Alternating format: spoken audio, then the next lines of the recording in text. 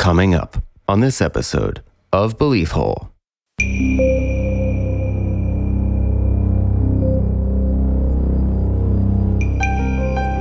They are terrified. It's just after it happens. The woman is shaking, crying.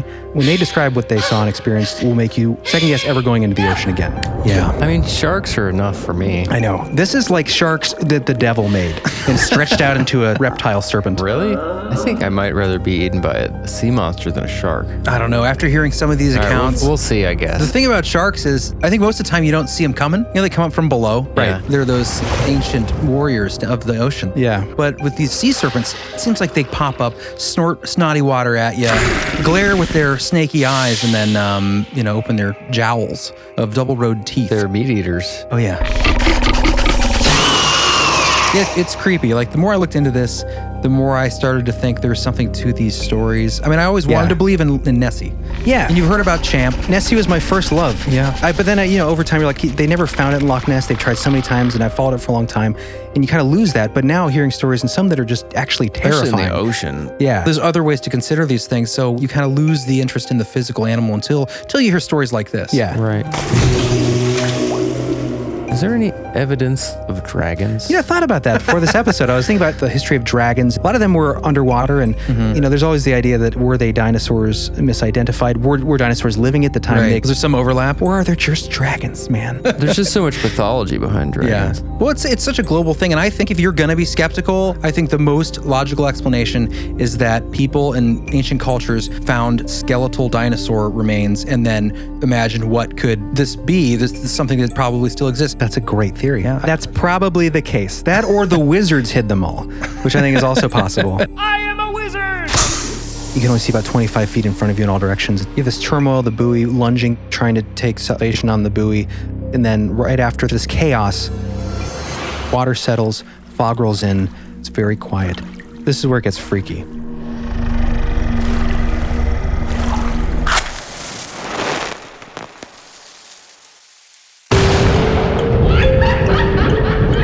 Conspiracy. Synchronicity. Sasquatch. Homunculus. Alien races. Satanism in Hollywood. MK Ultra. Tartaria. There's like a whole, I've been watching this one guy that, Close the door, Ed. Jeremy, close your door! what's the, Inner Earth Disagreements. Ghost Dad. I like that movie. Dogman. Bohemian Grove. Corey Feldman. Magicians are demons. Specters and Spirit spooks. summonings. Sleep Occult paralysis. teachings. Strange disappearances. Sky whale phenomenon. Alternative history. Shadow people. Shh, quiet, I'm trying to say words with the mouth. It's getting dicey out there. Poltergeists. that's cool. Anunnaki. What is the moon? Elf towers. I would never talk about it. That's old. Y2K. Cover-ups. Apocalyptic catastrophe. Vampire. Well, hello. Well, hello. Hey, John. Hi. Keep that chin up. So you look like a sad sea monster over there, John. You do. That doesn't make me feel better. Well, you don't really look like a sea monster. He's just trying to tie it into the episode. Oh, Yeah, that's cool. you should know that's how I do it by now. Why are you sad, John? Tell everyone. Sauna broke. It is a bummer, man. This crazy guy just got a sauna last week. Yeah. That was fun to help him move in. I used it twice, and the first time it broke, and the second time it broke. That's lame, dude. It's sad. It'll be fixed. Yeah. I mean, it's that time of year where you really, that's an awesome thing to have, Yeah. You're going to get it working soon. Oh, I know, but Cheer up, cheerio. I'm fine. Sea monsters, huh? I know you're super excited about this one. Okay, so this How one. many cryptids can we do? Okay, I know. We've done a lot because of Halloween. We did a lot of spooky creatures in the unknown out there. Yeah, but, this honestly came to our attention because I had an issue of 40 Times come It's in. like a brontosaurus. Yeah, well, Yeah. so we're looking at our show notes right now, guys. We'll have this in our show notes, but the general image of this sea monster, which is like a Loch Ness kind of plesiosaur type, flippery, almost elephant-like brontosaurus, brachiosaur type creature. But today, I will make the argument that there is something else that lives in the sea, deep in the sea, that is more serpentine. Actual sea serpent. Yes, and terrifying. And this is why I wanted to do this episode. Yeah, Chris, as you were saying, you've got a story you're going to do. It first came to your attention from 40 Times magazine. Yeah. I mean, lake monsters, sea monsters aren't something I've been excited about since probably 6th grade. But the account that I read in 40 Times just was shocking, frankly. So I knew we had to do it at some point, and then it worked out well because you'd come across all the sea serpent stuff that seemed to correlate. Yeah, the story we're going to talk about, it involves death. Are we going to do the Bermuda Triangle next? If you wish. Hey, that could be expansion. Is that what you want to do? No. I was actually considering the Alaska Triangle for expansion, but What's that? I never heard of that. oh, there's all kinds of stuff up there. Yes, but these stories, John, I thought the reason why these were so compelling is because, I mean, there's tragedy involved, which is unfortunate, Right. but it does make compelling case for the existence of these types of things. Yeah. So we're kind of focusing on those stories today, the ones where there were real consequences, you Do know. you think being attacked by a sea monster would categorize as unfortunate? I guess I put that kind of lightly. Traumatic. I had an unfortunate accident. Like a fender bender. Yeah, running into like your neighbor is a unfortunate experience. Being eaten by a sea monster is horrific. Yeah, You that's must true. not like your neighbors, John. You mean like the talkers that you get stuck in conversation with, that kind of thing? Or I'm just saying, fender bender is an oh, unfortunate. running into like physically. I think you meant Yeah. like No, you not see your like neighbor at the grocery That store. could be too. Right. Could be an unfortunate experience depending on who it is. Yeah. Okay, sorry. But you're right. That's true. I did understate that. Traumatic is a better word. And there's one interview coming up here that Jeremy has of a recent experience that came out in an interview on the news. They sound completely traumatized. This is why I want to do this episode. So Chris told me about the story that we're going to cover shortly coming up here, 14 times, which is an incredible story based on real events. Controversial for sure. Controversial, but people actually died. The guy who we're going to get the story from lived until 2016. Yeah. So he's a real fellow. You can corroborate all that, and you can corroborate his account from the original, when it was originally released in the press. So that's all there. But John, what made me decide to do this episode is after that, I just started looking into it for a little bit, just sea serpent sightings, whatever, sea monsters.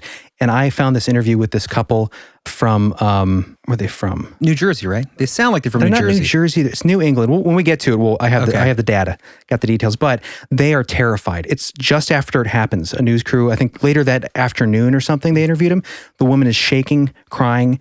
The guy he's like a Sylvester Stallone kind of figure, but they're so credible because they legit experienced something. They were terrified. Other people on the shore witnessed this thing.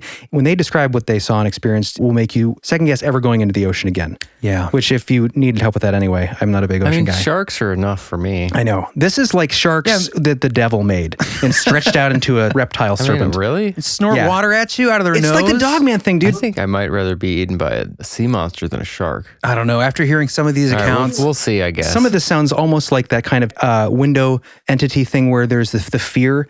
Like the people, they weren't really attacked, but they were hurt. But this thing like generated In your this interview, you mean? dread. Yeah. The interview I have later on. But it almost like, it sounded like it always makes eye contact, almost like that sneer. yeah. Exactly. With the exactly. Did you see it already? Because that's a dead-on impression. No. The thing about sharks is, I think most of the time you don't see them coming. You know, they come up from below. Right. Yeah. They're those ancient warriors of the ocean. They Yeah. you don't see them coming. But with these sea serpents, it seems like they come at you, then they pop up, snort snotty water at you, glare with their snaky eyes, and then, open their jowls of double-rowed teeth. They're meat eaters. Oh, yeah. The ones we're going to be doing later, they're not the typical plesiosaur ones like we have in these images. These are like legit serpents. Oh, They might have fins or dorsal fins, but mostly they have humps. Man, that would be crazy to see. Like, Look at that guy. yeah.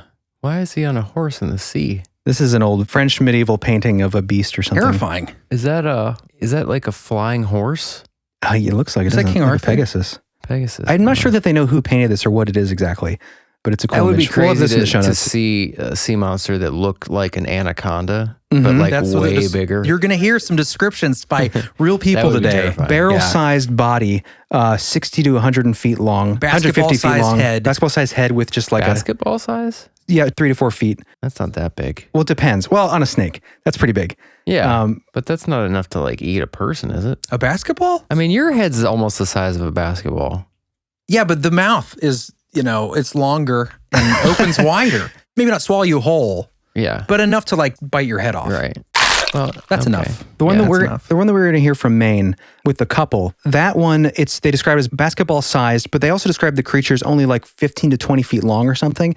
Whereas most of the accounts in the same area, going back centuries, 45, 50, are- 70 feet. sounds like the adult version of that. They're 3 or 4 foot heads, 60 to 150 foot long, but the same creature with like the way the details in this encounter that we're going to get to, they just, they're not making this up. It's not some kind of like, we're going to keep this myth going. Like they're terrified. They saw this thing with a white stripe down its throat, its neck, which match reports given in the 17, 18, 1900s, going back centuries Yeah. from credible people. This is the 1600s, at least Yeah. on this continent. Anyways, we're going to get to all that coming up, but it's fascinating and it makes these stories all the scarier and it makes me want to stay out of the ocean. Yeah. Still. I didn't need any more reason. I know, me either, but it's just one more. When someone was like, it's fine, sharks are nice. Like, yeah, but sea monsters aren't. Next time your friend asks you to go on a yacht ride, you'll say, nope. Yeah. Next time P. Diddy calls. Even lakes, man. P. Diddy. Next time. Last time I went. Hey, Jeremy. Oh, that was bad. That's my dream last night. My dream this morning was, I swear, so weird. We were all hanging out at Joe Rogan's ranch out in the woods somewhere. I guess in my dream he has a ranch for some reason. And we were doing outdoor activities, like, lifting weights out in the woods and riding four-wheelers. But then, up your alley. Right? Lifting weights then he in the had, but we all had these snorkel masks. That is a dream for sure. And we were going to go snorkeling. It was just, those snorkel masks that just came out like last year? They're awesome. Yeah. You can dive pretty deep and you don't have to blow out. It just knows when you're going under. I used one of those. Like a ninja mask. Anyway, I dreamt we had those. And then I woke up and I read this article, and I never read the beginning introduction of it. I didn't realize that the kids that are tragically lost in our first story, they went skin diving with the scuba masks, not the same ones because this was the 60s, but it was just weird because I just dreamt about a similar situation. But although it was with people I don't know and a place far away. So back to the Joe Rogan Woods weightlifting. The alternative section. Bohemian Grove experience. Bizarre. Did it end well in your dream? You exchange numbers and hang out, or? Were you like excited to hang out with Joe? We've been friends for a long time. There was like no excitement or joy. That's funny. I know that feeling. Like I've had dreams of like people that I've listened to a lot where I'm like friends with them, but you're not. Well, or places, right? Those dream worlds. Like talking to Jennifer, friend of the show, recently about this kind of stuff. There's a lot of people out there who have that experience where it just feels like another reality. Sometimes you go to these places, and we had that great call with the fellow that disagreed with us on that point, thinking it's more of like a manifestation of what you experience as a young person, like a child, and you fill in the gaps, and so you dream of these places kind of missing pieces and amalgamations. But I still contend that there is another reality, potentially, that this is real. Yeah, I don't think so. Okay. All right, deal. Are we going? Yeah, let's You do ready? it. You ready to get in this? Yeah, let's go. All right, Let's get in Let's it. start with our first story, Chris. This comes from Pensacola, Florida. Is that correct? Yeah, let's travel on down to Florida. I do want to say before we start the story, much like, kind of reminds me of Dyatlov Pass in the way that there were young people that died. So I definitely want to treat this with respect. Absolutely. It is a fascinating story. And the guy who lived to tell the tale, I wouldn't say he's a controversial figure, but his story becomes a controversial figure based on the initial news report and then later the article he writes for Fate magazine, which first depicts this tale of the monster. Is when it first happens and he's found alive, the lone survivor of this adventure at sea. He doesn't mention the sea monster. Granted, he's 16 years old. And his accounting for this is that the head of the rescue operation advised him not to mention, giant reptiles eating your friends, thinking that this kid's in shock. His story is just fabrication, trying to deal with the trauma. And if he says this to the parents of the kids who just died, it's just going to make things worse. If you say some fabricated hallucination of a sea monster, so what you're saying is the kid, Brian McCleary, 16 years old at the time, the lone survivor of this adventure we're about to recount, you're saying the reason that his police report or his initial press release that came out about the incident, it didn't mention the sea monster bit, which is kind of important because allegedly the authorities advised him not to make that a part of the official statement. His preemptive statement was that the director of the Escambia County Search had initially advised him to keep quiet about the sea monster and let the matter fade away as an unfortunate tragedy at sea. Okay. So that's his accounting for that. But before we get into did this happen, did it not, let's hear his story. Okay. Because it is definitely compelling. And where does this take place?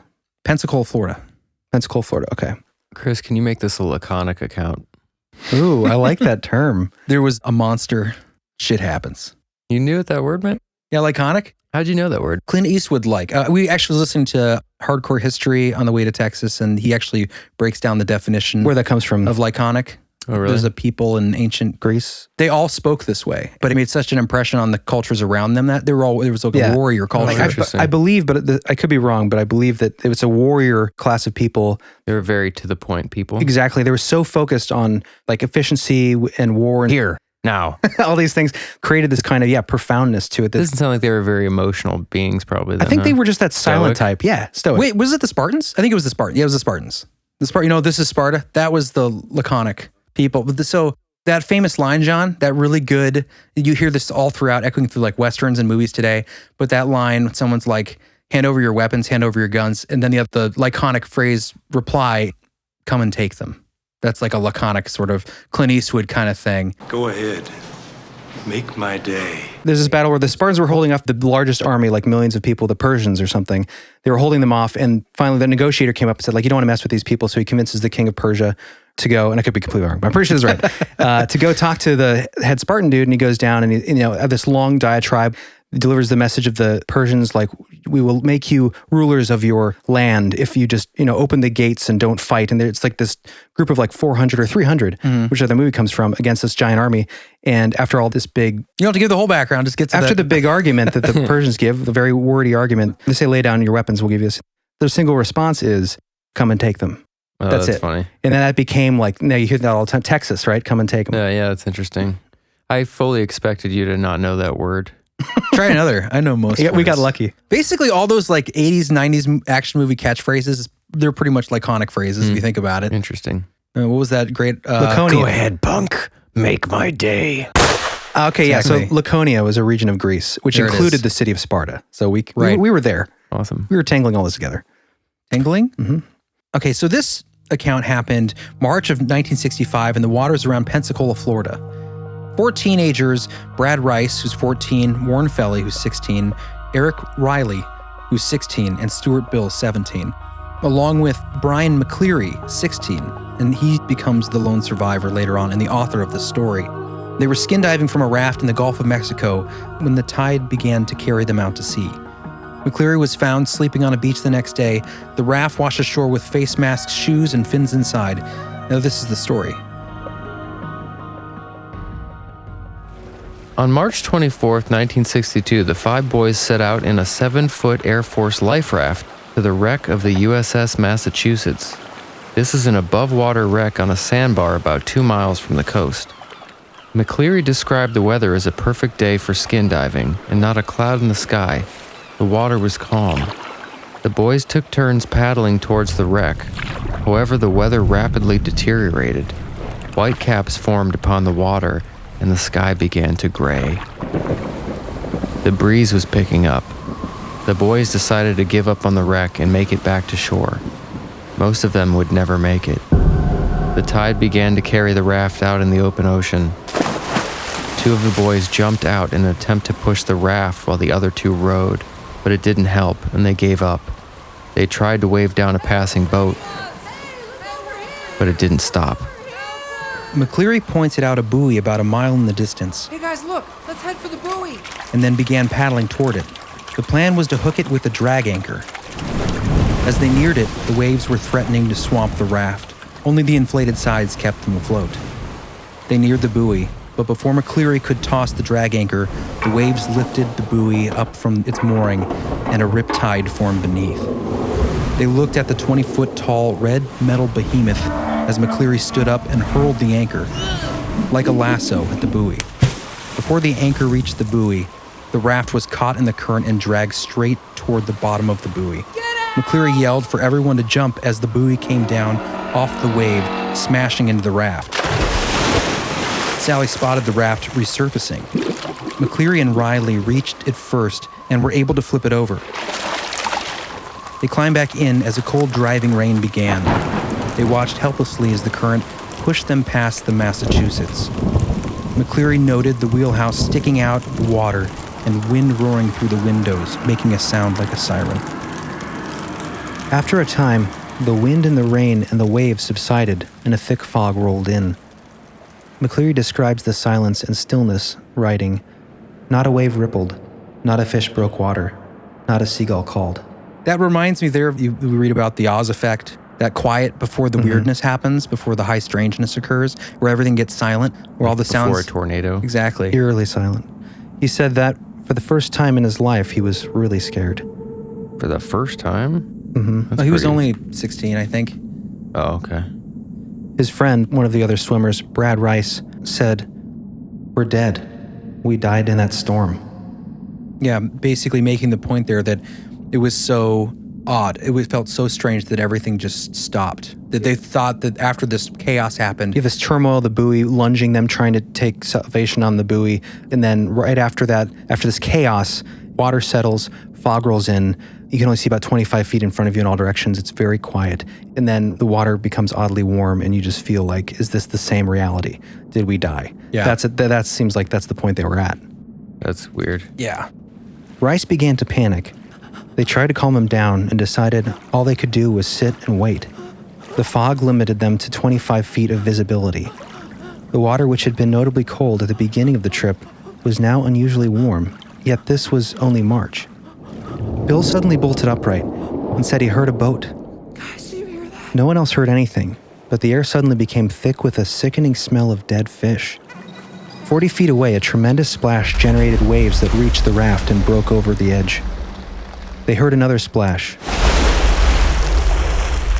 And through the fog, they could see a shadowy form that looked like a telephone pole, 10 feet tall with a bulbous shape on the top. It stood there for a moment, then bent in the middle and dove underwater. A high-pitched whine broke the silence, and the boys panicked. Oh my God, what is that thing? The 5 of them put on their swim fins Gotta get out of here! and jumped into the water, which was covered in patches of crusty brown slime. That's bizarre, and I'll tell you why later. Does that tie in? Yeah. McCleary noted a slight current that he hoped would lead to the shore. Instead, they decided to try to reach the Massachusetts.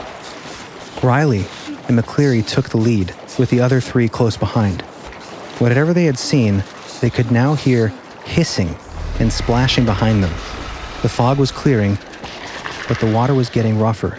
It began raining again, and the water was getting colder. McCleary was beginning to get a cramp, so he started swimming with slow, deliberate strokes, more concerned with staying afloat. Riley was still nearby, and they would call back to Rice, Sally, and Bill. Hang in there, guys. As they swam toward the wreck, they suddenly heard a scream, and Sally yelled that the monster had gotten Rice. It took him. The thing took Brad. But his yells were suddenly cut off by a short cry. Guys. Oh my God. Bill caught up with Riley and McCleary. The only sounds were the ocean and thunder. McCleary slipped into a fugue state, unaware of the ocean depth or what was out there, and imagined sinking peacefully to the bottom. The pain in his legs snapped him back to reality, and he realized Bill had vanished. He and Riley dove under, but there was no sign of Bill. Riley grimaced and also went underwater. He was cramping up badly. Guys, grab onto me. McCleary had him wrap his arms around him and began swimming. They struggled through the water for several hours. Wow. Night had fallen, and the 2 struggled onward in the dark, waves breaking over their heads. Imagine that would be terrible. Yeah. This is where it gets freaky. Yeah. Pretty freaky already. I mean, if you consider everything that's going on, especially that moment where they see this 10-foot tall telephone pole silhouette come up in the fog. Yeah. So this 10-foot telephone pole-shaped silhouette emerges from the water with a bulbous top and then a high-pitched whine, like and it shrieking. bends at its half point and dips back. Can you imagine seeing that while you're swimming out in the middle of the ocean? I mean, I just pass out of fear. Yeah. Well, it sounded like that's what McCleary was thinking. Remember that said that fugue state where he just all of a sudden started thinking about floating to the bottom of the ocean? Yeah. It's one of those like trauma situations where it's like you just go into shock. You don't want to deal with what's going to happen next. Your brain tries to go somewhere else. Yeah, it sounds horrible. It's terrifying. Don't go swimming. We're getting a lot of hate mail from this. People like, don't scare people from the ocean. The ocean's awesome. It's awesome, but from the beach. We don't have flippers or gills. Although we are designed that we can hold our breath like 2 or 3 times as long when we're underwater. It's a dive reflex, yeah. They call it the dive reflex. So there are reasons why but just not in the ocean. Stick to lakes. Lakes are scary too. Yeah, there's plenty of lake monsters. That's why I want to mention the Seneca lake monster. Seneca, New York. This lake monster from like the 1800s or something. I'll have it linked in the show notes. I won't go into the story. But there's an interesting point. One of the things they describe is this creature had this horny, brown, slimy brine on it. Mm-hmm. And the steamship that saw this creature, when they noticed it, they decided to charge it to kill it. So they charge it. Then all the people on board are screaming and stuff. They go, for some reason, the captain's like, I'm going to get this thing.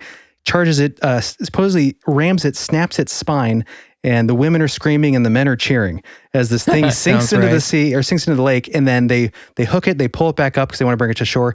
And right as they were pulling it in, the rope slips off the tail and it slides back down and they couldn't retrieve it. But it had double rows of teeth, just like in a lot of these reports. Although this one's more full-bodied, not serpentine as much. But it's an interesting story. I'll put in the show notes. But definitely, that's awesome. Kudos to that captain, man. Ram it down. Ram it. What's the famous Jaws line? Oh, yeah. We're going to need a bigger boat. Yeah. Gonna need a bigger boat. Although we cover that in Mandela Effect, I think it's actually a different line. Shut up. Okay. Continuing on with the story. Just about when McCleary was about to give up, a lightning strike lit up the sky and they saw the silhouette of the Massachusetts. A wave broke over them and the two separated. Another bolt of lightning showed Riley ahead of him, swimming toward the ship. The creature surfaced next to Riley.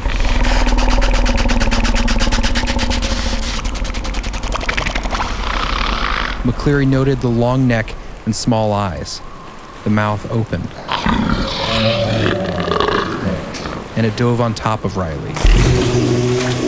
McCleary screamed and swam past the ship. He didn't remember swimming the 2 miles from the wreck to the shore.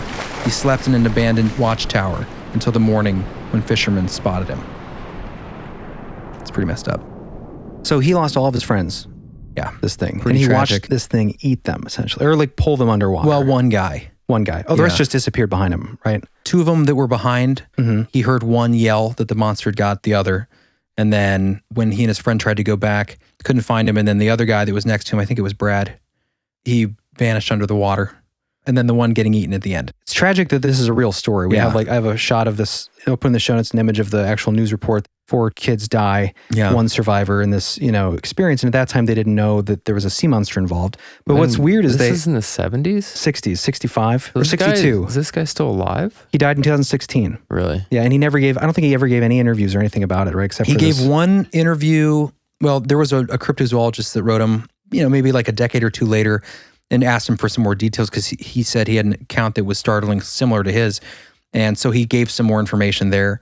But no, he wasn't seeking more publicity. He didn't do like a tour. Yeah, 'cause he did this one traumatic, story. I'm sure. And the original interview, if you guys want to check it out, it's in Fate magazine. I didn't have it. So I went off the Good luck finding it. reporting on 40 and Times reporting. It's out of print, and I couldn't find it anywhere. Yeah, which is why we kind of stuck with this. But we did find the original news article, though. yeah. And so, I mean, at the end of the day, and I should probably get this guy's name real quick, but the guy who wrote this article, his name is David Goudsward. He leans more towards that McCleary made this up. Really? Yeah. One argument I heard was Why? that he had a nervous breakdown. So Brad Rice, one of his friends who died, his body washed up on shore a week later.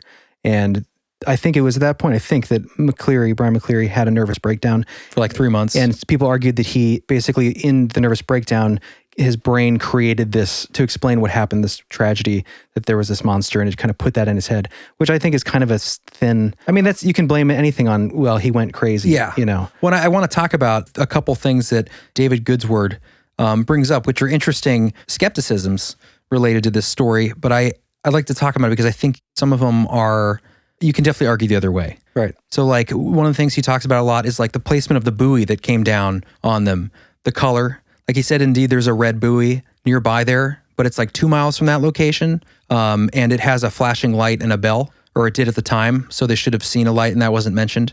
There was a black one that was more where they were, but McCleary said it was red. So little details, I feel like, and after an experience like that, you might not remember exactly all the details. So sure, is that a possible sign of fabrication? Yeah, definitely. Is it also a possible sign of shock and post-traumatic stress? Absolutely.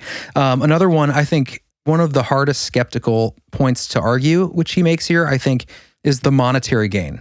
Oh, right. So when he wrote this story for Fate magazine, McCleary, It was 3 years after the actual experience, right? I think it was longer than that. Wasn't it 62 to 65, I thought.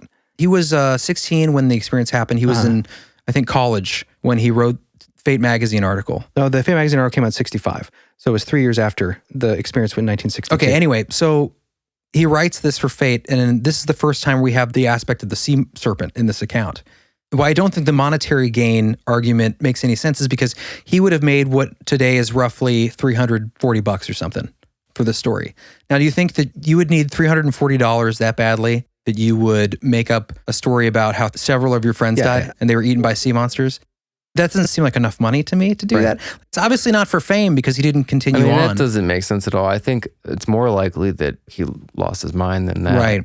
Yeah, if it didn't happen. Right. The case for it happening is obviously that there are stories, and this takes place in Florida, and the stories we're going to be talking about are up the East Coast, up north in the colder waters of Maine and Massachusetts, but it's still along the East Coast. And you've had, sightings down there for centuries too, in Florida and off the coast of different kinds of sea creatures. So to say like there's a history of this kind of stuff, someone experienced this when his friends died, and just say, well, there's no way you can prove it.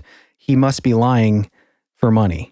I mean, you can say that, but there's no way to know. I think you can make arguments on both sides. I think one of the reasons why this author leaned more towards the skeptical point is because it is kind of a dangerous thing to talk about when you've got families who had their children die. I think people want to just tend to not support the crazier idea. Right. Well, even if you have a loved one who's murdered, you see it all the time, like, well, in movies and TV shows, but in actual documentaries too, where they're talking about someone who was wrongly convicted. It's so traumatic that they don't want to consider that someone else did it. Mm-hmm. Even if the evidence mounting up, it's such a painful experience to say, like, so imagine going from like, it wasn't Steve, it was Jack that killed him and he's roaming free. Then jumping to like, it was a sea monster named Jack that killed him. Like those kind of jumps really hard to do. And I totally get that too. Like I totally get that point. Like I think it's a sensitive thing for sure. I mean, probably the most kind of sensitive thing you could be dealing with. If you died and I thought that maybe a ghost killed you, but it would feel less serious. People would take it seriously. What story do you want to tell? You know what I mean? Or believe? The truth. The truth. Thank you, John. Here in the hole, it's all about the truth. So yeah, I thought that was a pretty crazy tale. So I just wanted to share it. What do you guys think? Take it with a grain of salt and with your own critical mind. I mean, I think out of all the places on Earth, like the ocean is by far the most uncharted. Oh yeah. I mean, anything could be in the ocean, including aliens that are not aliens, but they look like aliens. What? Well, I mean, like... You're talking about like maybe a race of humanoid creatures that have been on Earth for thousands of years. That aren't really from another planet, but they just live here. And underwater. In places we have yet to know about. That's very possible. One skeptical argument for the specific attack, the Pensacola, is the confusion with this supposed sea monster in the area and the sperm whale. The North Atlantic right whale. I know it sounds silly. I kind of was very skeptical about this explanation, but when you look at the bottom of the neck, or basically under the mouth going down towards the flippers, I'm trying to find a good picture of it. There's a comparison that shows what it looks like, and it looks like it doesn't have this part of the body, and all that's left is kind of like this long neck with a head. Oh, I've heard that argument. So you can make that mistake. Yeah, but it doesn't go 10 feet above the water. Well, it stays away from humans. It's rare in the area. I think they're not there anymore. They weren't there years ago. So the timeline doesn't match up, and they're, vegetarians. So right. Well, in that area, or they're not people either. In the Gulf, there's been a bunch of accounts that really relate to this story. Yeah. We'll have the articles linked in the show notes. In 1889, the Los Angeles Daily Herald reported Captain James P. Hare of the Trinity Shoal Lightship off the mouth of the Mississippi River killed another behemoth. Ooh, another one. Yeah, there was a previous account. Captain Hare describes it as, quote, and John, if you want to be the captain, the sea captain. Hideous a creature? That part? But you got to be a captain, though. Hideous a creature as ever the human eye rested upon. I found it impossible to name or classify this monster. Good. Hare and his crew armed themselves and approached the sea serpent in a small boat. The monster began thrashing wildly when Hare fired at close range, and then opened its mouth, revealing large tusk-like teeth, and charged. According to Hare, the creature seized the side and gun. I love that all captains, no matter where they are, have this accent. The creature seized the size and gunwale of our boat and crushed it as easily as though it was made of glass. Using the captain's rifle, axes, hatchets, and harpoons, the crew finally killed the Leviathan. And Hare cut off the head and took it back to the ship. Hare described the creature thusly. The serpent was rusty black on top, fading to a yellowish white on the underpart. Ooh, it's underparts. On the underbosom. There you go. While he was not able to judge its overall length, he claimed that at least 40 to 50 feet of the animal was visible under the water. No mention was made of what happened to the severed head. Unfortunately, that'd be good to know. There's another account I'm going to skip, but the reason why I want to mention it is because they corroborate your upcoming stories, Jer, with greenish back, which caused it to look black in the water. The underbelly was yellow. Again, this like white or yellow underbelly. Mm-hmm. Okay, so yeah, John, why don't you go ahead and read? This one's pretty incredible. Okay. According to the Washington... Wait, you don't have to be a sea captain for this one. According to the Washington Times, Henry Milligan The Steemer Aratus third officer filed a report with the U.S. Navy's Hydrographic Office in which he wrote, quote, "We passed a large sea serpent appearing about 100 feet long. The head had a blunt, square nose and was ejecting water to the height of 2 or 3 feet from its nostrils. That's important for nostrils. Remember that. The animal had 3 distinct sets of fins and a tail lying across, like a porpoise, and its back was a series of humps like a camel. It was heading east and moving slowly." End quote. Yeah, so that's interesting, especially the snorting.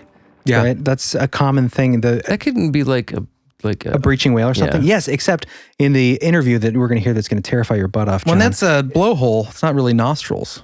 You could argue maybe I don't know if Yeah, but porpoises you could blow say out their that's like, nose. you could say that's a concoction, like, well, they saw something. I feel like you could get that confused. Right. But what I'm trying to say is that when we come to that interview later that's going to scare your butt off, John, again, Butts off. is they describe that exact thing. It snorted water and it hissed at us. And the hissing was heard in that first story we heard Exactly. from 30 years earlier. Right. In the 60s in a different part of the coast. Right. You know? Yeah, it's creepy. Like the more I looked into this, the more I started to think there's something to these stories. I mean, I always wanted to believe in Nessie. Yeah. And you've heard about Champ, in Lake Champlain, all these things when Nessie you're was growing my up. first love in this whole field. And when I was 6th grade, I did that whole demonstration in class because I wanted to be a cryptozoologist. Mm-hmm. But then, over time, you're like, they never found it in Loch Ness. They've tried so many times and I've followed it for a long time.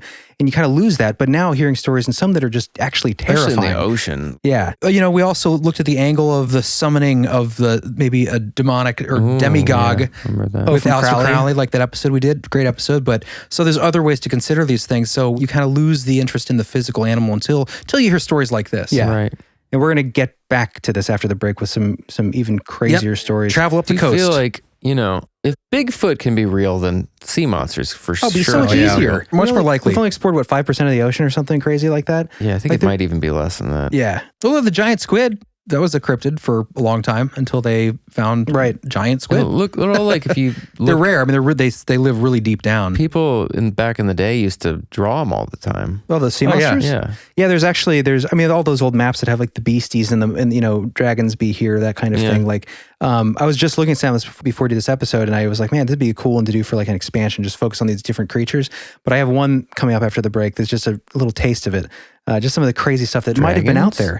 This is just more something that's the size of it and kind of a story that goes along with it. Is That's there any crazy. evidence of dragons? I thought about that before this episode. I was thinking about the Japanese fishermen that discovered that supposed plesiosaur skeleton that they think is a basking shark. basking shark. And that's interesting. We won't go into that.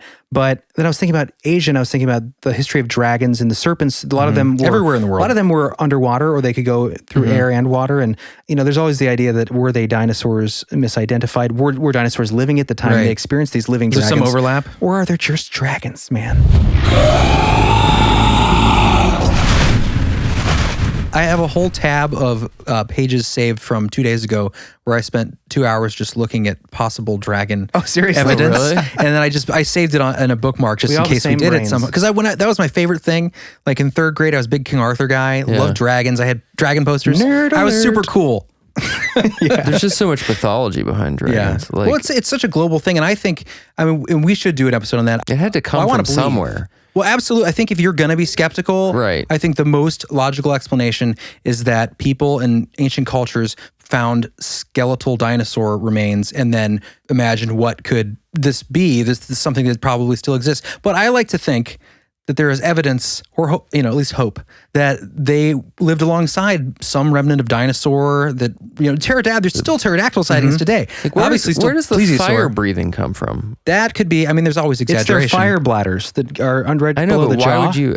Why would that be something common- you'd think? Maybe yeah. just because it was so much more. Well, they did terrifying? find that skeleton recently in that wizard's castle. Fire-breathing dragons. Did you see that Maybe buried 'cause- under the stone? Maybe because when they first started, fire was still fairly amazing still and new. Fire is so passe. Well, it now. was. Well, I mean, you know what I mean? Like Right, it was like, supernatural. yes, Yeah. fire was it was a big part of their lives, and it was dangerous. Right. And, we used it for protection and destruction, and it was just like Right. It's like a force technology. of nature. I always had this thought that when I was super into dragons, like third grade or whatever, 2 years ago. might have been 6th grade. Did you have them on your Trapper Keeper? I did. No, I had Quantum Leap, the whole intro monologue. Striving to put right what once went wrong. Anyway, Wow, that's super nerdy. I was a cool I kid. did too. I had the same thing. Let me finish my thought. So dragons, right? But my hypothesis in 6th grade was that what if the alchemical composition that allowed them to breathe this fire to create this combustion from their mouth, this sort of chemical in their body? What if it was corrosive enough that once they died, the active ingredient that would block it from hurting themselves was no longer there? So that's why you don't have skeletons, because that corrosive chemical compound would just eviscerate the skeletal structure. Therefore, no evidence. That's a great theory. Yeah. That's probably the case. That or the wizards hid them all, which I think is also possible. The wizards of Voltaire. Because wizards go with dragons, right? That's kind of a thing. Yeah. Oh, yeah. Yeah. Yeah, they fly Like their pets. on their backs. Yeah. Oh, that's a weird synchronicity. The story coming up here right after the break is about a cartographer from Catalonia that was hired by the King of Aragon. Aragon is the name of that famous Strider children's book about taming your dragon. I thought you were talking about Lord of the Rings. Aragon was the name of the dragon. What a weird synchronicity. Sorry, that just happened and I had to say it. Okay, let's take a break. And when we get back, we're going to scare your socks off with some real stories. And you're going to hear from the voices of people who are terrified by things in the sea. Pretty traumatic. We'll be back if you're lucky.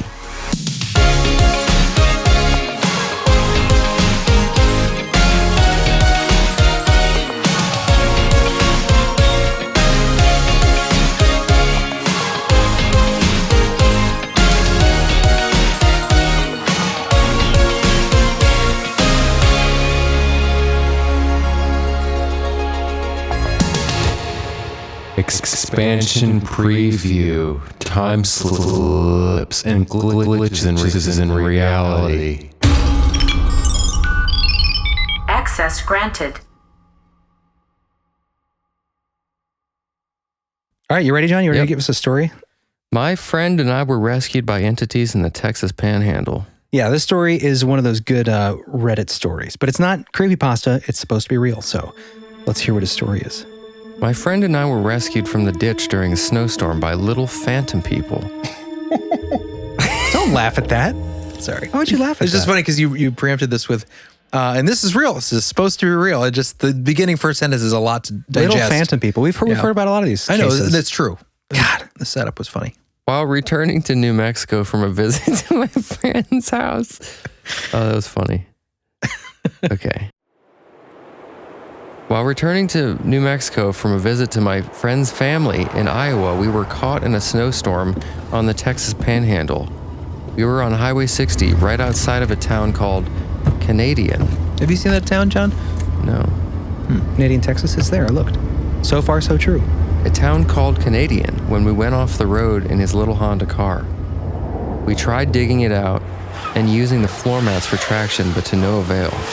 We could see what appeared to be the lights of a farmhouse nearby, and although it was 2 a.m., we elected to knock on the door and see if we could get help instead of freezing to death in a rare Texas blizzard out in the middle of nowhere. So that's your first cue. Maybe this isn't quite the reality you're used to. Texas blizzard, very rare. Continue. A tiny old woman answered the door, and I mean tiny, 4 foot something and ancient to boot. We explained that we were stuck and needed to pull out of the ditch and how far to the next town, etc.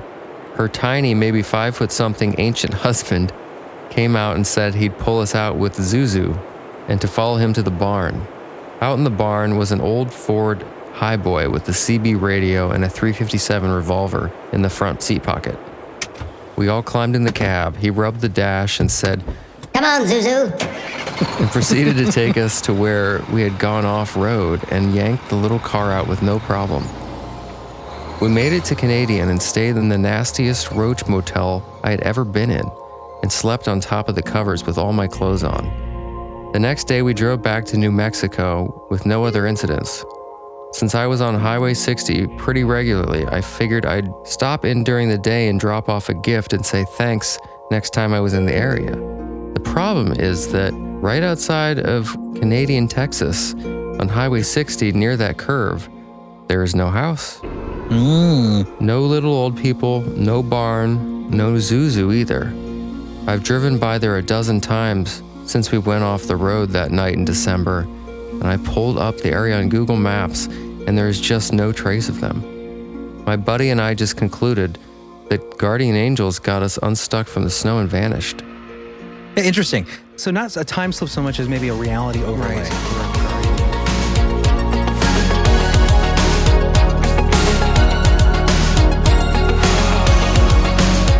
And we were just trying back to see if it was a safe time to complete it.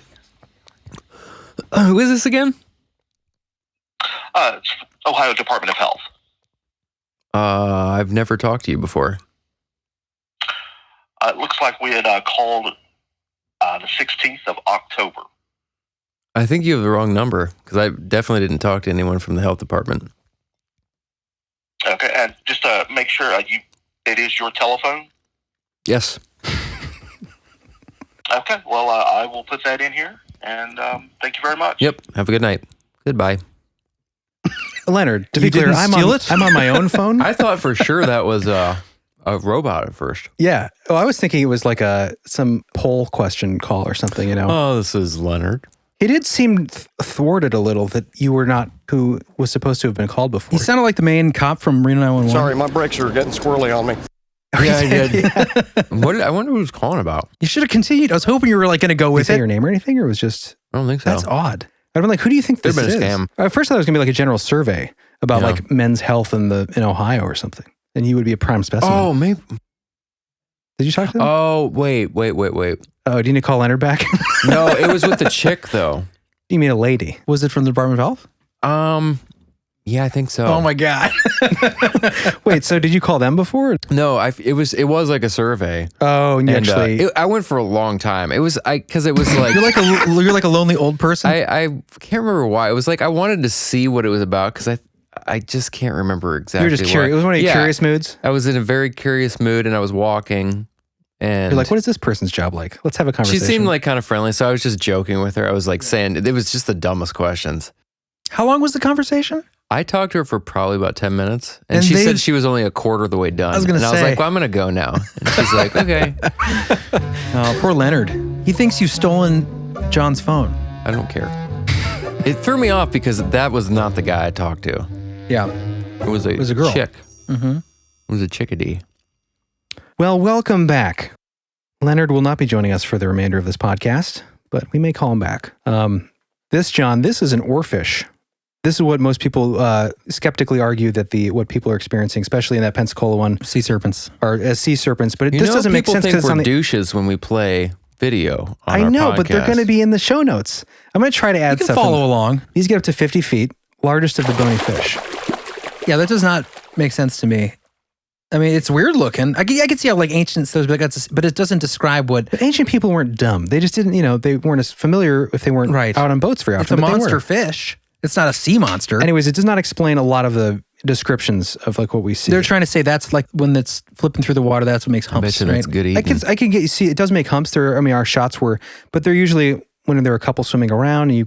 And I could see like a short window of That thing is crazy. encounter where you'd be like, oh, that's a sea serpent, but it doesn't explain like the actual attacks and the.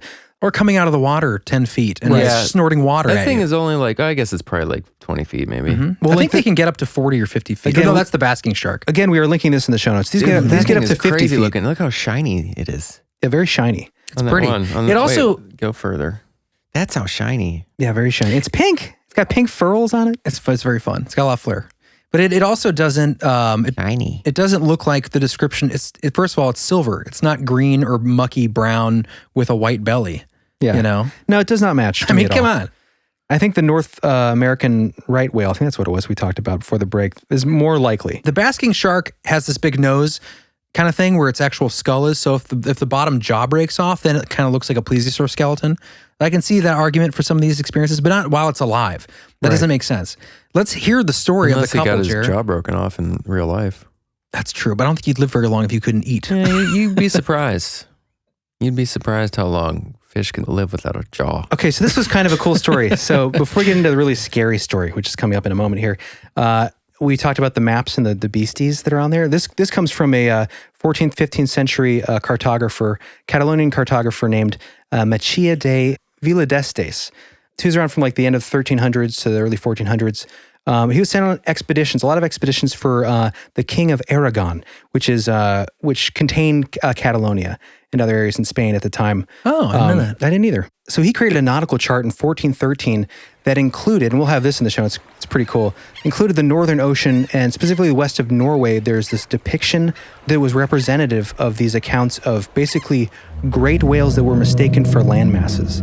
So much so that ships would dock on them and set fires to keep themselves warm. Surely that's folklore. This is an excerpt from the map, the description.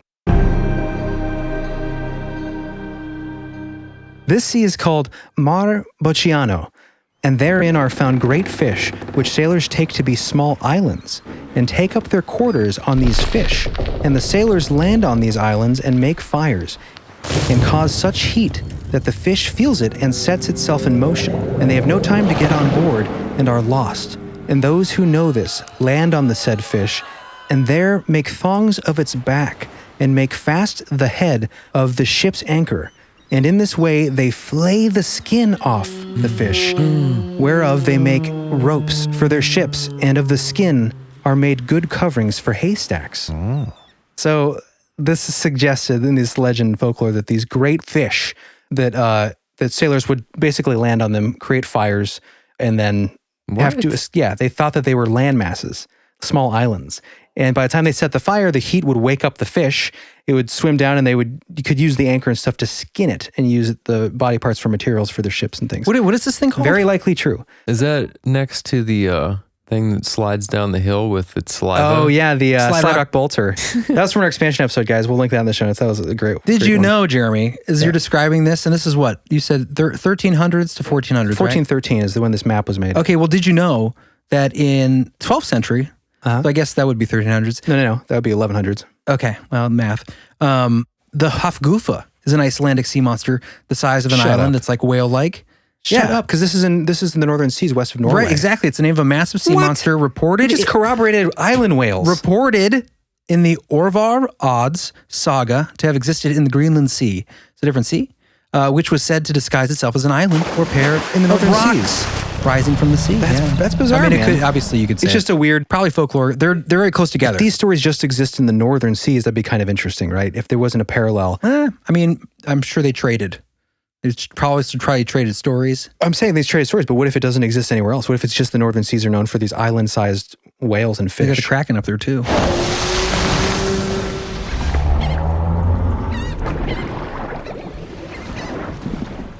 Anyways, I want to hear about what that couple has to say. All right, let's get it from the horse's mouth, or in this case, the Falls Rivers couple's mouth. So this YouTube video, I'm going to probably re-upload this because some random person uploaded it, and they titled it "Crazy Fall River Family," which I don't. That's I don't mean. think they're crazy. I think They seem very genuine. Yeah, they seem very affected by this.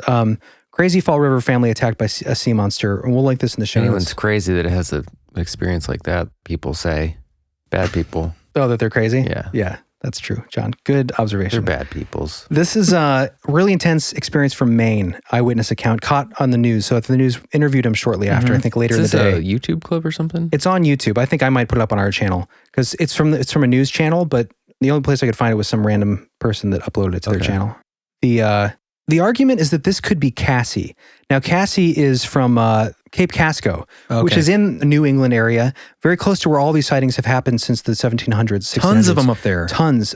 Way more than in Florida, I think. And all very similar, most very similar. These are the Hundreds and hundreds Serpentine of reports. experiences, yeah. And so we're going to play this clip, and then we have some accounts that are going to corroborate what these people experience. And I guarantee you, it's unlikely that these people have an understanding of the history of this creature in the area, sure. and yet they corroborate it with an eyewitness Interview account. with Lauren Coleman? No, that's after. Lauren Coleman, interestingly, he coined the name Cassie. Oh, really? For the Cape Casco monster. And it corroborates the same thing with the kind of greenish skin, dark white skin, but underbelly. the white stripe under the neck. And so I think he believes it's like a mammal, potentially. Yeah. But Instead of a reptile? I would argue that all the case in the area, not to disagree with Lauren, because he's a great guy, does awesome work, but it just seems like it works with all of these other experiences in that area in New England. Aren't there snakes with white underbellies? Or is that just like a Disney thing? I'm sure there are.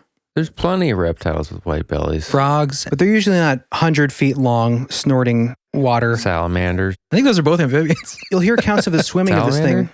I think so. Is it a reptile, isn't it? I don't think so. I think it's No, it's not. It's an amphibian, isn't it? Reptiles and amphibians is kind of the same thing. Yeah, kind of like humans. Okay, are we going to play this or just Yes, keep you guys talking keep about it? interrupting. The thing you'll notice in these encounters coming up too that's distinct is the swimming style, that kind of up and down motion, right? Or Like a side to snake? side. Snakes go side to side in the water. So They these go up and down too.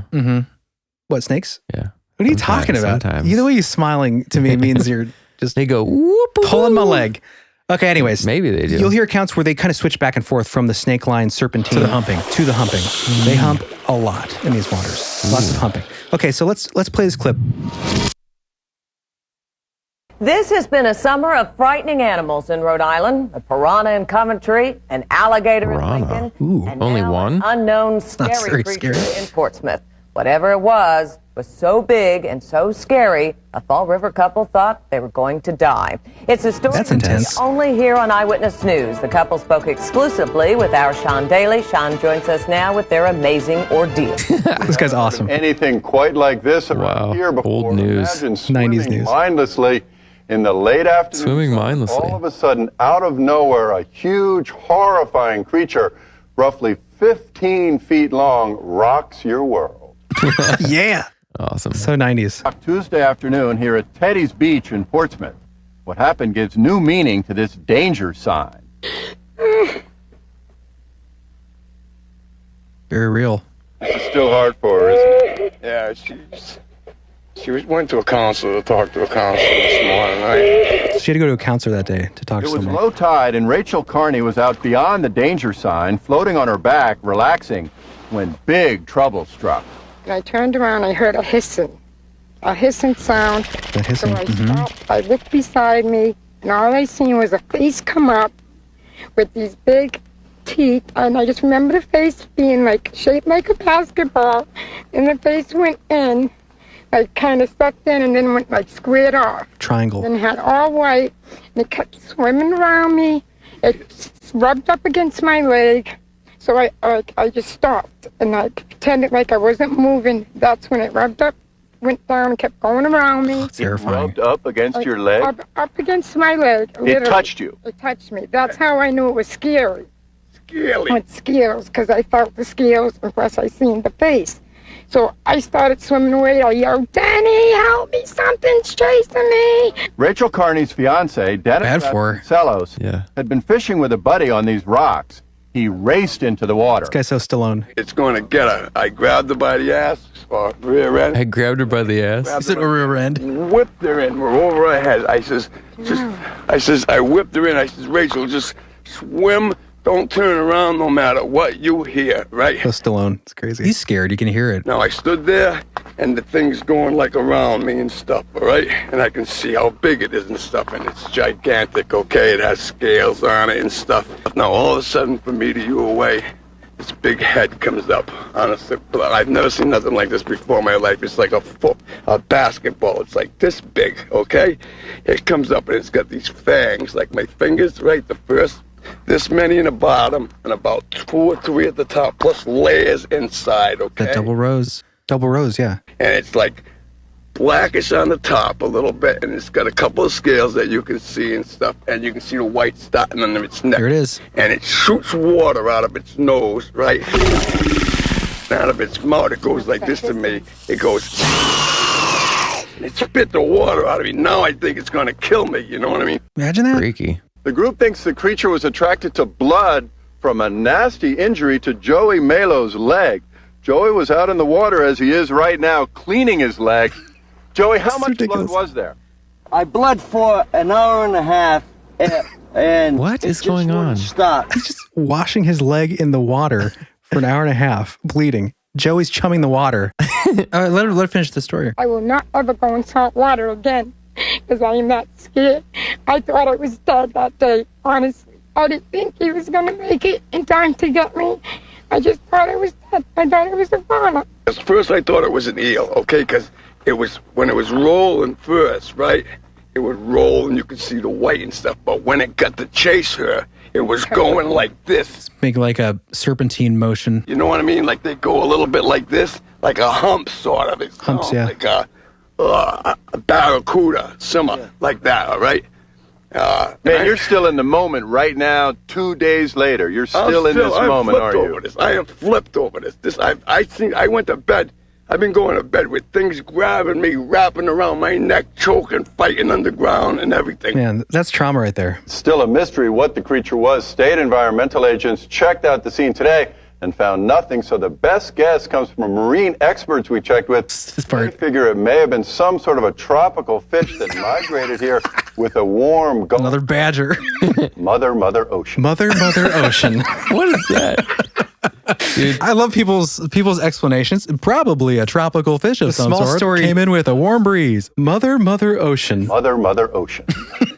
It's so funny because always these explanations too are hilariously amazing. When there's something like this that's so vivid and real and descriptive, and they say, we've talked to marine biologists, and most suggest that a tropical fish has swum into the bay.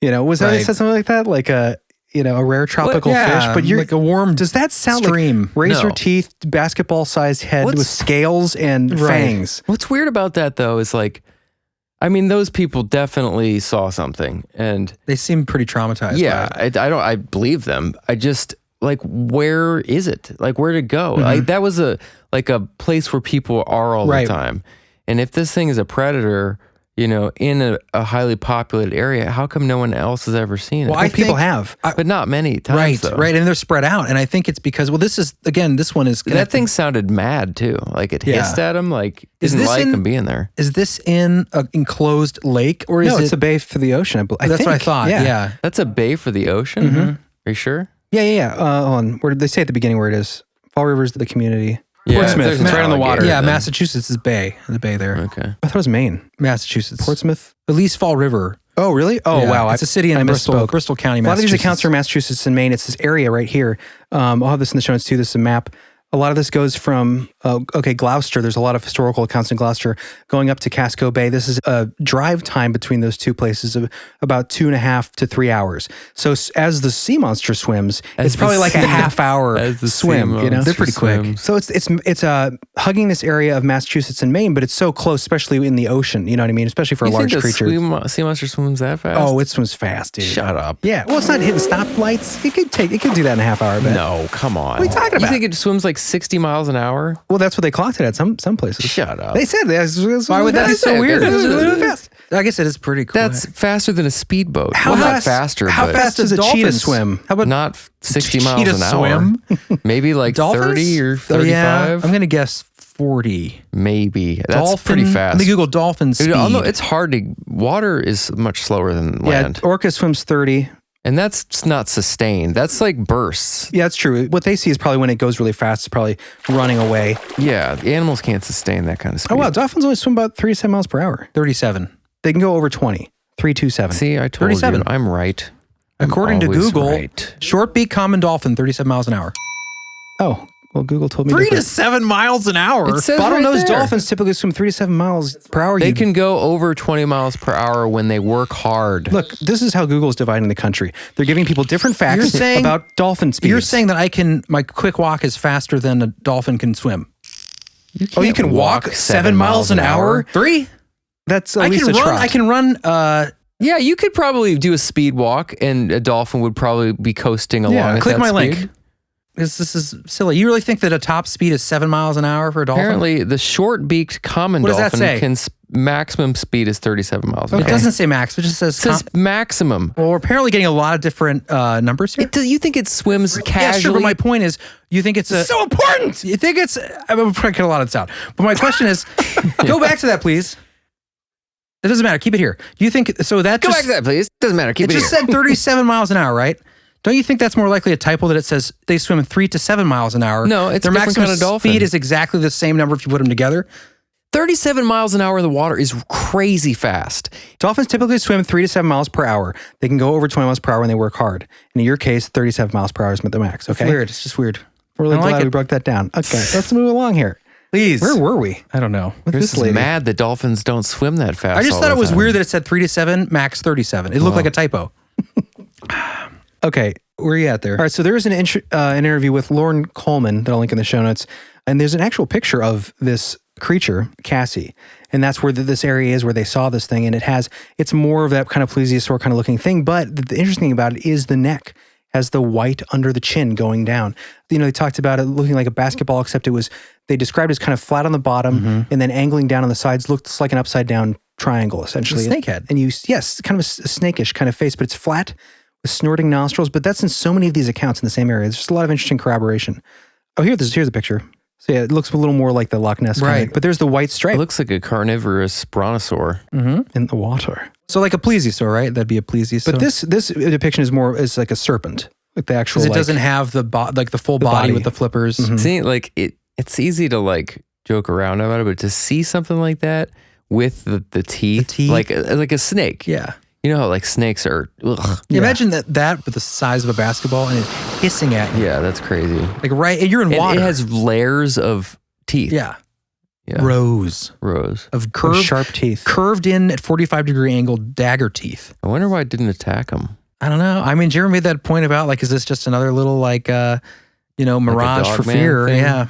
Yeah, these are actual. I don't know. I know. I feel like we can't chalk everything up to that. It's kind of lazy. No, I especially think the water one is just, there's a lot of possibilities that we don't know about the water. So here's the Cape Ann serpent. We'll put this in the show notes too, but that's an actual depiction at the time in like the 1800s or whenever it was, this old depiction. But imagine seeing that monster and you're in this like rowboat.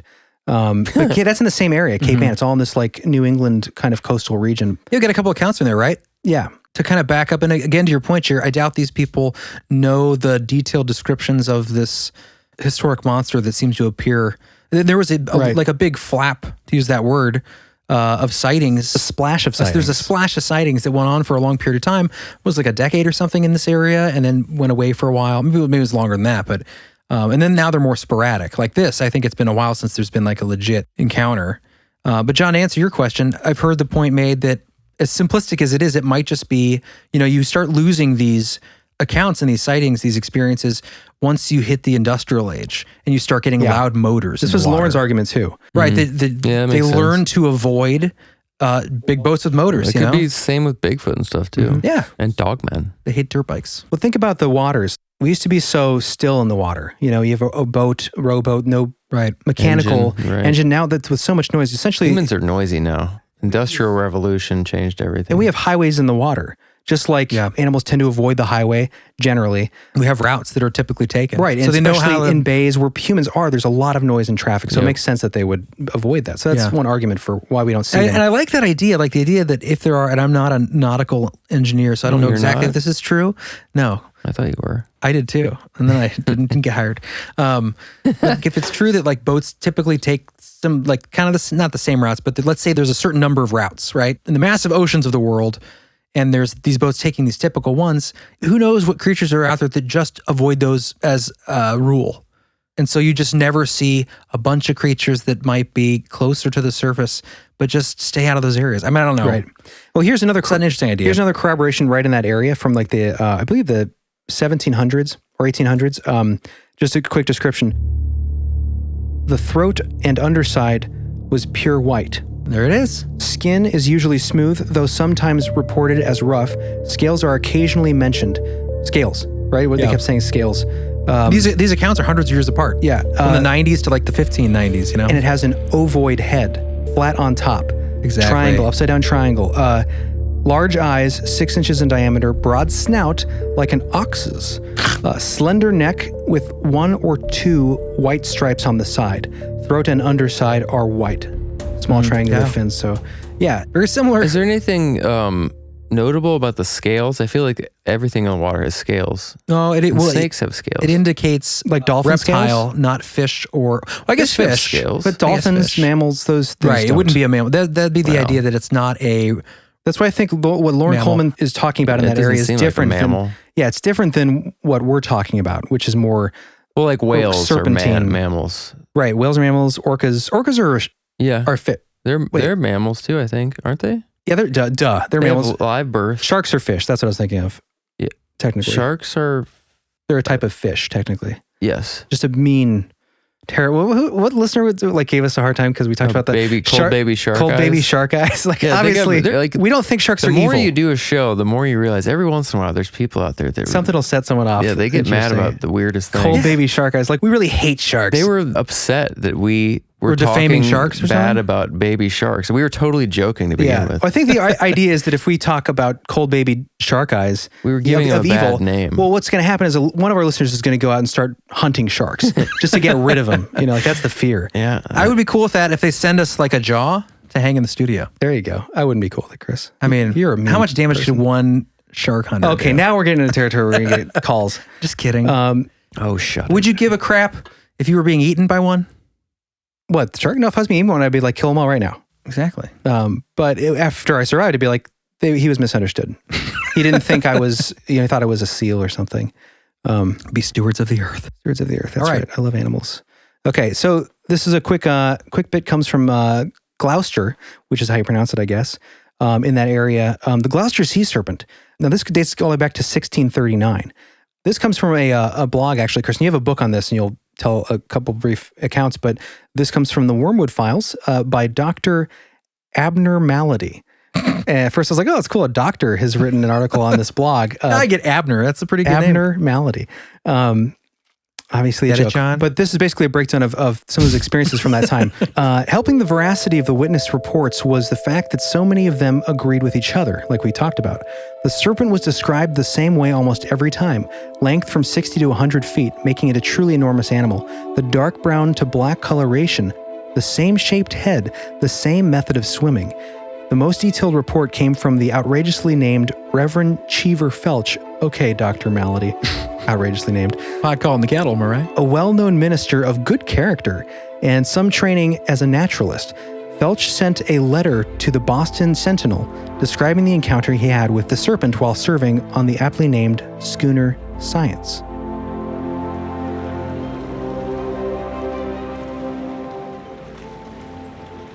His color is dark brown with white under his throat. His size we could not accurately ascertain, but his head is about 3 feet in circumference, flat and much smaller than his body. We did not see his tail, but from the end of the head to the farthest protuberance was, I love that word, was not far from 100 feet. I speak with a degree of certainty, being much accustomed to measure and estimate distances in length. I counted 14 bunches on his back. The first one, say 10 or 12 feet from his head, and the others about 7 feet apart. They decreased in size towards the tail. These bunches were sometimes counted with and sometimes without a glass, probably meaning like a telescope or a what are those called? Kaleidoscope? A pirate tube. Yeah, like a magnifying glass for the Right, ocean. right. Yeah, we're smart. A periscope for submarines. That's not right at all. Mr. Malborn counted 13, Mr. Blake 13 and 14, and the boatman the same number. His motion was partly vertical and partly horizontal, like that of freshwater snakes. I have been much acquainted with snakes in our interior waters. His motion was the same. Okay, so that account Pretty actually damning evidence. That right account there. actually comes from like 1817, I believe. But there were a lot of accounts at that time, and that's the thing is like you get these in phases, but they're always this identical kind of descriptions of this serpentine kind of gigantic, scary creature, right, in this area. I think the one you were thinking of initially, that the account in 1639, John Jocelyn. So yeah, in 1639, and this guy, I like this guy. He reminds me of the Fox Mulder of the 17th century, because he always wants to believe he's a traveler, kind of an explorer, but he shares the tales that people tell him of the crazy experiences they've had. One that he didn't include about a merman that's pretty awesome. Right. Didn't someone say he writes with credulity? Right. Meaning like he wants to believe, basically. So yeah, we'll go ahead and read this, John. This is his account, the first account. 1639. North America. Or 1638. June the 6th and 20th day, very stormy, lightning and thunder. I heard now 2 of the greatest and fearful thunderclaps that ever were heard. I am confident. At this time, we had some neighboring gentlemen in our house who came to welcome me into the country, where amongst a variety of discourse, they told me of a sea serpent or snake that lay coiled up like a cable upon a rock at Cape Ann. A boat passing by with English and 2 Indians on board. They would have shot the serpent, but the Indians dissuaded them, saying that if he were not killed outright, they would be all in danger of their lives. Nice, yeah. John Jocelyn. So that's the first report in North America. That was 1638. You imagine seeing that like coiled up in a rock. Oh, and I love that. They'd be like, idea don't shoot it! Where It's gonna eat us! Yeah, the English are on the boat, and then there's a couple Indians on there. Then we call Native Americans. And then they're about to shoot this giant snake thing. They're like, don't do that. No, don't do that. We'll die. You're going to piss it off. Yeah, you're not going to kill it. Right. This is a giant snake monster. Yeah. That's good advice. Good advice. Don't shoot at the monster. Just slink on by in your ship. Okay, so our last story here is probably the most famous in the area, I think, historically, because it comes from a naval ensign by the name of Edward Preble. Now, this takes place in Penobscot. I'm not sure how to pronounce it. Sorry, guys. I'm not from New England. Penobscot in Maine, which again, this is all right in that area up there in New England off the coast in those cold waters. In 1779, the naval ensign Edward Preble had a close encounter with Cassie. So after seeing the creature, he decides he's going to row out there towards the monster, right? So he rows out. He describes being able to see 10 feet of the creature above the waterline. But it looked at him, and when it looked at him, it frightened him so badly that when he was close enough, he fired his swivel gun, which this is awesome. Wait, what is a swivel gun? A swivel gun is... Is that like a gun on a turret on a boat? It's a gun on the side of a boat. Okay, I can imagine it. It's right here. There you go. Fire in the hole! I think you had this ready. Yeah, it's those baby cannons you see on pirate ships. It's a little rowboat cannon, or whatever boat you have. It's kind of cool. But anyways, he fires this at the thing, and all it does is make the monster swim away even faster. But that was one of the most significant sightings because this guy, Ensign Edward Preble, went on to become Commodore Preble and formed the officer corps and would later lead the U.S. Navy in the War of 1812. Oh, that's crazy. So, an important guy. Yeah, has some credibility. There's so many of these stories, guys, and we'll link to these. But there's literally hundreds of stories in just this area, just up in New England. I went into this I wasn't even compelled to do this episode until we saw some of that stuff. And then when I Googled it, I found that interview that we'll have in the show notes. We'll put up on the website. And then finding all these corroborations with this account, I am pretty darn sure that this thing exists or has existed in the very recent past, and that scares me a little bit. No, it doesn't scare you. Well, if I was in the ocean, it would. Oh, yes, it would. I'm not scared here in Ohio on land. Yeah, we're in John's apartment. This thing just came up and knocked on your door. I am a little worried about the potential future flooding of the world where I don't have anywhere to hide, though. There you go. With climate change, these things will be everywhere. No, but I'm scared. Al Gore will be rowing on his boat going, I told you He'll be riding so. him. He'll be the master of the snake serpents. He'll have the Al Arc, and it'll be pulled by these Gloucester serpents. Awesome. But no, so yeah, this thing, I'd be scared in the oceans, just hanging out in the ocean thinking about this thing, but also in lakes. Seneca Lake, New York. There's plenty of lakes. There's lake monsters like this and lakes too. and Don't locks, man. Guys, I'm not saying don't live YOLO out there. Do what you want, but I'm just saying. Just know that you may die if you YOLO. It's possible. The most impressive, you guys can check it out. We won't play it because you can't see it anyway, but the most impressive, I think, proof of a lake monster is in Turkey, and it's the largest saltwater lake, I think, in Turkey, but this video footage is insane. You can tell it's skin. This thing is there. It's not a shadow. It's not a log. Anyway, we'll have that linked for you guys. I'll show John after the break so you can be amazed, or after the end. But I think that wraps up, that coils up this episode. Oh, that's creepy. Oh, you see it? Is that real? Yeah. Is it the eye? It'll zoom in. This is the same day? This guy said he got it 3 times because he's been looking for this thing forever. Apparently, there's hundreds of accounts of this thing throughout the years. In Turkey. This is Turkey, huh? I forget the name of the lake. I didn't capture this because it's the Lake Van. That's Lake right. Van. Is that the guy? Yeah, that's the guy who was taking this footage. Is October 2006. It looks like he'd been casing the place for a long time. Look at it. What is that? Like an elephant. It looks like an elephant eye. But wait till it goes back. You can see the whole body, kind of. It looks like an elephant, except there's no ear. There it is. And look at that. That's definitely an eyeball. Yeah. It looks like a knobby elephant head, except... we know it definitely is a real animal that's there. Oh, yeah. That can't be an elephant. That almost looks like a crocodile back or something. Yeah, but just really long. Yeah. We'll put this in the show notes, guys, too. This is called Turkey Pictures of Lake Monster. The beautiful lake there. The Associated Press. Anyway, what do you guys think out there, huh?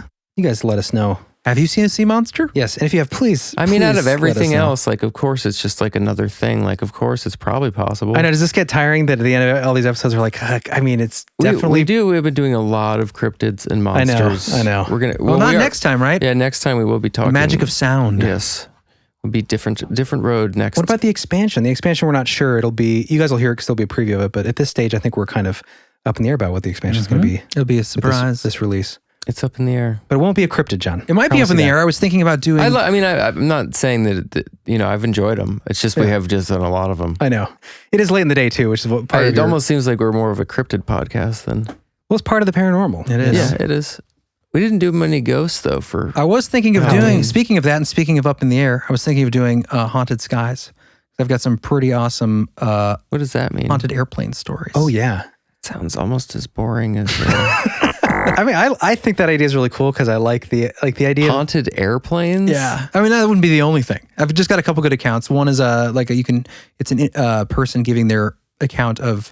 That's more of a time slip. It could be a time slip. We could do time storms. I finally got that time storms book I've been wanting to do. I don't know. I always hear stuff and then I'm like, ugh. And then usually they're pretty good. Yeah, like this one, right? You thought it was going to be dull? Yeah, honestly, like the sea monster thing is really like not interesting to me, but there were some good stories for sure. Thank you, John. I'm glad we. One of our hardest critics. Just the topic itself. I agree. It's like below Bigfoot. It wasn't for me. until I heard that interview that I saw the interview. Yeah, that I was no, like, there's we some need to cover creepy. it. It's just like all I think of is like that when I hear. That's the thing. That's the thing. The devil right now is just like a the typical devil is little, in the details. Yeah. Like once we get into this stuff, some of the interviews and the real stories are pretty creepy. Yeah. See, we're not going to bring anything to you or to the audience that is dull. Right. We always look for the what's in the crevices of the dark shadowy. If I can't find passion in an episode, we junk it. You know, like we did Roanoke, and we're like, there's actually not a lot of mystery there that we thought there was, and we got rid of it last minute. Had to redo it. So, I mean, same thing here. Like if I didn't find this, the only reason I wanted to do it is because of that inspired me seeing that interview and it freaking me out. And the story from the 65 about the actual people that lost their lives. I must say. Hey, thanks, John. Most of the time. We used to work for pizza outfits. Without your invested repartee through the episode, I don't think they would be nearly as enjoyable. So it works out. Well, you give us a high bar to jump, John. Yeah, it's important. If we can keep you entertained with this stuff, right, then hopefully we keep you other people entertained. I'm a good canary in the coal mine. Well, you guys stick around. If you're an expansion member, make sure to check out the expansion episode. I think my favorite episodes this season so far have been in the expansion. Also, what we get to do is we get to do those fun little improv things. We should play That's one of those. This is why I love We should them. play one at the end. Yeah, let's do it. Which one? We'll play the last one. The Halloween the trick or treat. Okay, for Halloween, expansion episode preview, we'll do a little extra treat for all of our listeners. So every expansion episode now we do, an improv thing. At the beginning, it's all off the cuff and it's a scene based on what the episode's going to be. It's kind of fun. Yeah. I hope you guys like it. It's become a theme. But yeah, so that's just to say expansion episodes are a little more laid back, a little more fun, but they're just as researched and entertaining and produced. Just because it's the nature of being behind the wall. All right, guys, on that note, we hope you liked this episode. Make sure to stay out of the water. Leave reviews. If you want to help us out, leave a review on iTunes, your friends. Spotify, Facebook recommendations. Tell your friends and let us know how you shared us, and we'll give you super high fives. Alrighty. You stay safe out there. Watch out for those sea monsters. Yeah, and until next time, we'll see ya in the Believe Hole. So cool. Are you excited to go out today, Billy? Yeah, Jimmy, I can't wait. It's gonna be the best Halloween ever. I got my best costume. Let's go get some candy. Yeah, you look great. What are you? I'm a trampoline salesman. Odd choice. What are you supposed to be? I'm Rob Lowe. Oh, okay. This is my mom's idea. She watches him all the time. I don't really understand who he is. All right, let's go get some candy. Where should we go first? What's the best place, do you think? All the kids have been talking about old Mr. McGregor's house. Well, Mr. McGregor, my mom told me that he died like 3 months ago. Really? Yeah. Well, look up there. The lights are on. Okay. Well, maybe she was wrong. Let's go. Let's go get some candy, Mr. McGregor's. All right, hop on my pigs. Oh, you're wet. That's sweaty. It's wet. It rained last night. I didn't take it in the garage. Do you sweat that much normally? Very sweaty for a Halloween night. Okay, let's go.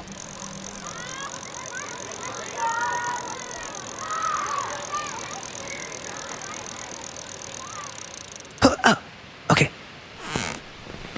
So who told you he was dead? We don't have to go a whole backstory. Okay. Boy, I sure don't remember this house being this creepy. Yeah, it looks different, doesn't it? You ring the doorbell. Okay, hold on.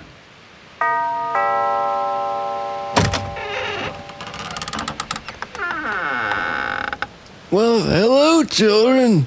What is it, Halloween again? Yeah, Mr. McGregor, yes. Oh, my favorite time of year. I'm so glad you came. I don't have any candy, though. Well, I guess we'll be on our way. No, don't leave. Warm an old man's heart. Come on in and just spend a few moments with me. Well, okay. My mom says I'm not supposed to, but I guess it's okay. It's fine. Come on in. Okay. Say, Mr. McGregor. Yes. You said you didn't know it was Halloween, but you look like you're wearing a bit of a costume. You have the pale face makeup on, and That's the just bloodshot me being eyes. 95. How dare you? Sorry, I didn't mean any offense. You're a terrible child. Oh. No, I'm sorry. Just come with me. I want to show you my house. Okay. That was odd, but okay. No, it's fine. I'm still alive, so it's okay. Odd you need to clarify. What are you supposed to be anyways, twerp? Rob Lowe? Who's that? I'm not sure. Rob Lowe, what about you? I'm a werewolf. Oh, cool. Yeah, right? Oh, you were a trampoline salesman. Yeah. Changed. I guess werewolves changed. It makes more sense. Darian Fruppy. Oh, it's very drafty in here, Mr. McGregor. Well, it's because it's an old house with an old man that runs the old house. Well, I don't mean to be pushy. We got a lot of other houses to hit. Where's the candy? Well, if you just follow me into this room, it's in this giant hole. What? What do you mean there? It's right That there. dark, creepy, giant chasm? Why don't you? The candy's just through that hole. If you just go over and check it out. Why is there a giant hole in your wall, Mr. You ask McGregor? a lot of questions, punk. Well, before I walk into a scary hole, Billy, we got other places to go. Just get in the hole. Oh, yeah, there's so much candy in there. I can't even. That's why it's so big. Okay, well, I'm just going to creep up kind of to the edge and just kind of peek in, okay? Go ahead. Hey, that's Billy, fine. Billy, don't worry. I'll be back here watching out for you. Just get on in there and get some candy for us. Okay. What is that accent? You sound like Frank Reynolds. Go get some candy over Billy, just go get some candy. I'll stay back here and watch from behind. He's turned into a Brooklyn accent. That's where I grew up. Oh, we've not practiced much.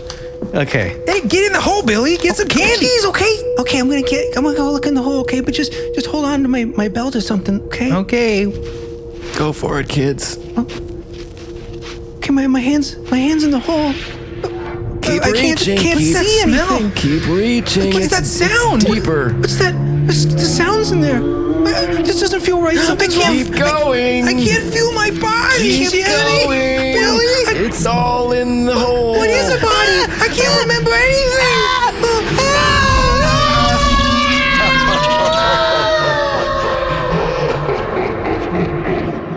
You're in the hole. I forgot to mention the belief hole.